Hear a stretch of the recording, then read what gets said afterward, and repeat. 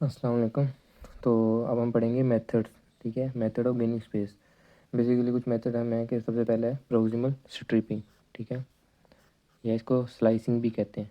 हम क्या करते हैं कि जो एक टूथ होता है ना, उसकी जो प्रोक्सिमल साइड्स है उसको कुछ स्लाइड्स उसकी कुछ स्लाइसिस कर लेते हैं, कट कर लेते हैं। ठीक है, जिसकी वजह से इसका साइड जो साइज़ है वो रिड्यूस हो जाता है मीजियोडिस्टली। ठीक है, तो हमें कुछ स्पेस गेन हो जाती है। ठीक है, तो जो एक कोलीज एनालिसिस है वो कहता है कि हम 2.5 mm तक स्लाइसिंग कर सकते हैं। ठीक है, उसके बाद फिर हमें चांसेस होते हैं सेंसिटिविटी के, तो हम इससे ज़्यादा जो है वो कट नहीं करते हैं, स्लाइस नहीं करते हैं एनिमल की। ठीक है, तो फिर कुछ ये है कि स्पेस किस तरह कितनी कितनी गेन होती है। ठीक है, वो कहता है कि लेट्स सपोज अगर हम 0.3 mm एक टूथ के दोनों प्रोक्सिमल सरफेस से कट करेंगे तो हमें 0.6 mm हमें टोटल स्पेस गेन हो जाएगी। ठीक है, और इसी तरह जो पोस्टीरियर्स हैं उसमें उसने कैलकुलेटेड अमाउंट बताई है कि अगर 0.4 mm हम ईच सरफेस पोस्टीरियर की टूथ से रिमूव करते हैं और 2.5 mm है जो हम वो एंटीरियर से रिमूव करते हैं तो हमें जो टोटल स्पेस गेन होगी वो 8.9 mm है। ठीक है, 8 से 9 mm हमें स्पेस गेन होगी। ठीक है, इस तरह हम स्पेस गेन कर सकते हैं। दूसरा जो मेथड है वो है एक्सट्रैक्शन का। अब एक्सट्रैक्शन में क्या सीन है कि जो मोस्टली हम इसमें प्री मोलर्स को रिमूव करते हैं। ठीक है, अब जो फर्स्ट प्री मोलर है उसका साइज़ ज़्यादा होता है। ठीक है, और सेकंड जो प्री मोलर है उसका जो मीजियल विड्थ है वो आपकी कम होती है। ठीक है, तो अगर तो हमें ज़्यादा स्पेस चाहिए तो हम फर्स्ट प्री मोलर को प्रेफर करते हैं कि उसकी एक्सट्रैक्शन की जाए। अगर हमें कम स्पेस चाहिए तो हम सेकंड प्री मोलर को प्रेफर करते हैं कि रिमूव कर दिया जाए। ठीक है, देन थर्ड है एक्सपेंशन। ठीक है, इसमें हम मोस्टली क्या करते हैं कि जो जॉ जॉ है ना उनके एक्सपेंशन करवाते हैं ड्यू थ्रू ऑर्थोडोंटिक अप्लायंसेस। ठीक है, इसकी जो आइडियल जो टाइम है वो ये है कि ये at the time of mixed dentition. ठीक है, इसका आइडियल टाइम है जब मिक्सड डेंटिशन हो तब हम इसको अप्लाई करें ऑर्थोडोंटिक अप्लायंसेस को, एक्सपेंशन करवा दें जॉज की।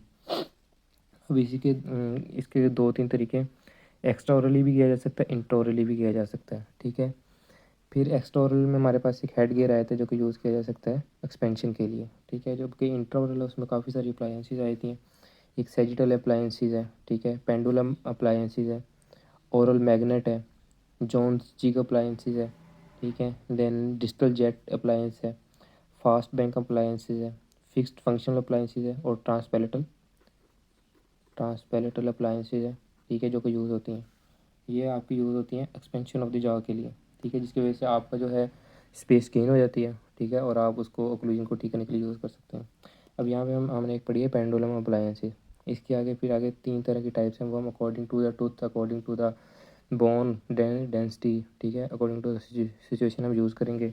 एक है हेलिगर पेंडक्स, और है टायरेक्स अप्लायंसेस, और एक है हेलिगर अप्लायंसेस। ये तीन टाइप्स हैं जो कि पेंडुलम अप्लायंस की आगे सब टाइप्स हैं। ठीक है, जो कि हम एक्सपेंशन के लिए यूज़ करते हैं। देन हमारे पास फोर्थ स्टेप है डिजिटलाइजेशन। ठीक है, इसमें मोस्टली हम ये एक एग्जांपल है कि अगर आपका अर्ली लॉस हो गया फर्स्ट प्राइमरी मोलर का, तो उसकी वजह से जब आपका सेकंड प्री मोलर इरप्ट होता है तो उसमें थोड़ी सी कन्फ्यूजन, उसमें थोड़ी सी एक डिस्टर्बेंस आई थी, क्योंकि जो आपका फर्स्ट मोलर होता है परमानेंट वो इरप्ट कर जाता है, जबकि अर्ली लॉस की वजह से जो उसको स्पेस मिल जाती है और वो मीज़िली टिल्ट कर जाता है।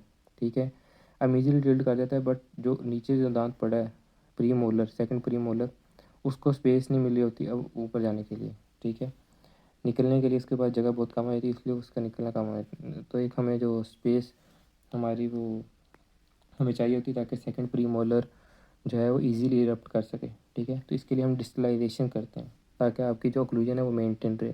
तो ये हम इसको डिस्टलाइज करेंगे ताकि ये अपनी पोजीशन में ही रहे। ठीक है, और चांसेस जो हैं वो सेकंड प्री मोलर के इरप्शन के वो बढ़ जाएँ। ठीक है, देन आपके पास आता है फिफ्थ, आपके पास है डी रोटेशन ऑफ मोलर्स। ठीक है, इसके अंदर हम क्या करते हैं, कुछ मोलर जो हैं वो रोटेट कर जाते हैं। ठीक है, अब जो उनकी मेजर डिजिटल विड्थ होती है वो कम होती है, जब वो रोटेट कर जाते हैं।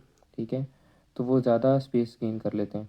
ठीक है, तो हमें जब स्पेस चाहिए होती है तो हम उनको डी रोटेट करवा देते हैं, तो जो एक्स्ट्रा स्पेस उन्होंने गेन की होती है वो हमें मिल जाती है और हम उसको ओक्लूजन के लिए यूज़ कर लेते हैं, ठीक है। ओक्लूजन सेट करने के लिए या वाइट इश्यूज़ के लिए या कोई ट्रॉमा या कुछ भी जो हमें इशू हो रहा है मोलर की रोटेशन की वजह से, ठीक है, तो हम वो उसको करेक्ट करते हैं, ठीक है। उसके लिए भी कुछ स्प्रिंग अप्लायंसेज, कुछ इलास्टिक्स भी यूज़ होते हैं, ठीक है।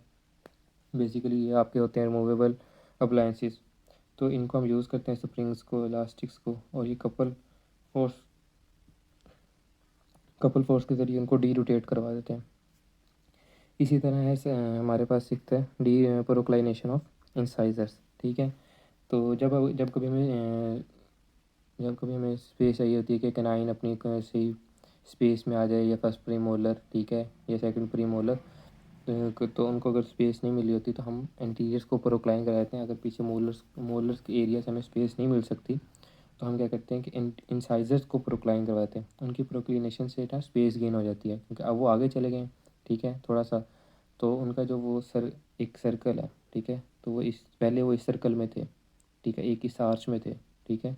जब हमने उनको प्रोक्लाइन करवा दिया तो ऑब्वियसली उनकी एक आर्च बढ़ गई, ठीक है। अब वो इस प्रोक्लिनेशन वाले आर्च में है, तो उसकी वजह से हमें स्पेस गेन हो जाएगी दोनों इस तरह, ठीक है। तो हम जो भी वो माल ओक्लूजन होगी या कुछ भी होगा तो हम उसको करेक्ट कर लेंगे, और हमें जो स्पेस गेन हमारा जो असल मकसद है वो हमें हासिल हो जाएगा।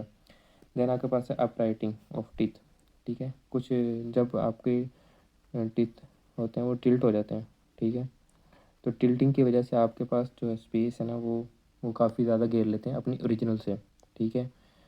मतलब बेसिकली उन्होंने इस तरह होना था, ठीक है, बट ये है कि वो कुछ वजह से वो इस तरह निकलने लगे, ठीक है। अब वैसे तो उन्होंने इतनी स्पेस घेरी थी लेकिन वो इतनी घेर ली, ठीक है।